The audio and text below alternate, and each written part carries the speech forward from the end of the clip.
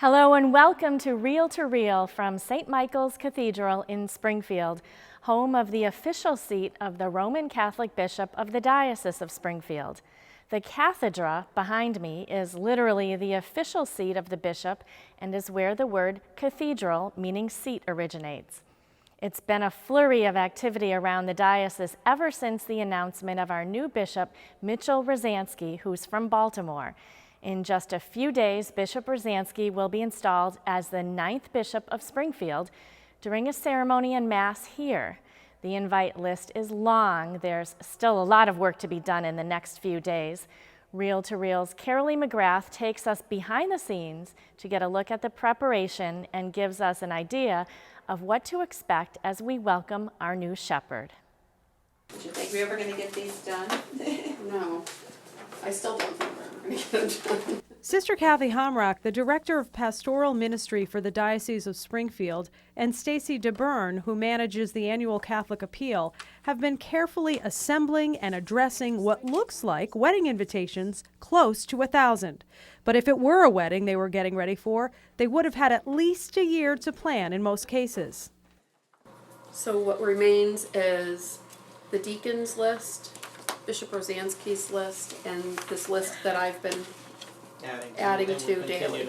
Yes. Stacy and Sister Kathy are members of the installation committee. They've had just shy of 2 months to prepare for the installation of Springfield's 9th bishop, Bishop Rozanski, on August 12th.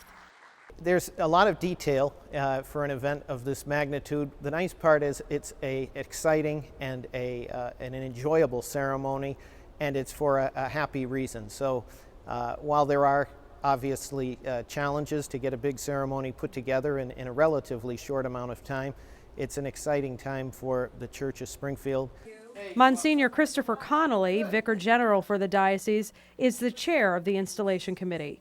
We found out that Bishop Rozanski would be bishop on June 19th, and the installation committee that Bishop McDonald put together began meeting that following Tuesday, and we've met every Tuesday at 2 o'clock, and our last meeting will be August 12th, the installation at 2 o'clock. Monsignor Connolly says the long guest list includes bishops, priests, pastors, women religious, representatives of the many Catholic ministries and organizations, political leaders, and of course, Bishop Rozanski's family from the Baltimore area. The list of those invited are to give a broad representation from throughout the diocese and beyond. All the bishops in the United States are invited. Guests of Bishop Rozanski's from Baltimore. And then the majority of the people in the cathedral will be from our diocese. Bishop Rozanski made it clear that he would like it to be a celebration of the Church of the Diocese of Springfield. The installation is expected to take about 2 hours. It is a traditional Mass. Of course, there will be unique rituals throughout the ceremony.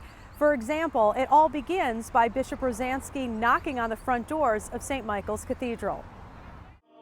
The Mass will be a lengthy Mass due to the numbers and due to the ceremony involved. It begins with Bishop Rozanski knocking on the front doors of the cathedral, literally knocking to come in and being welcomed there by Cardinal O'Malley and the Papal Nuncio, the Holy Father's representative in our country, and then the procession will conclude obviously in the sanctuary.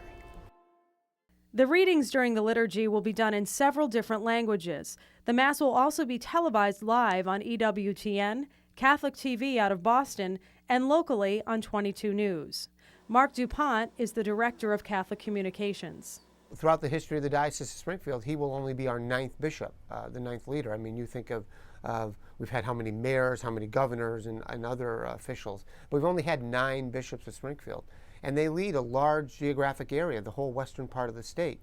And they really do lead us. They set the tone in how we embrace our faith and how we embrace the gospel values that we are taught to follow. And so it's a very significant occasion for us to welcome a new shepherd.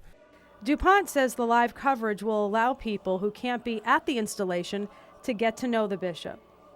He will speak to the people officially for the first time, and we can expect that he'll set out sort of what his approach will be to how we embrace our faith. Of course, we all celebrate the same faith. The doctrines and the teachings don't change.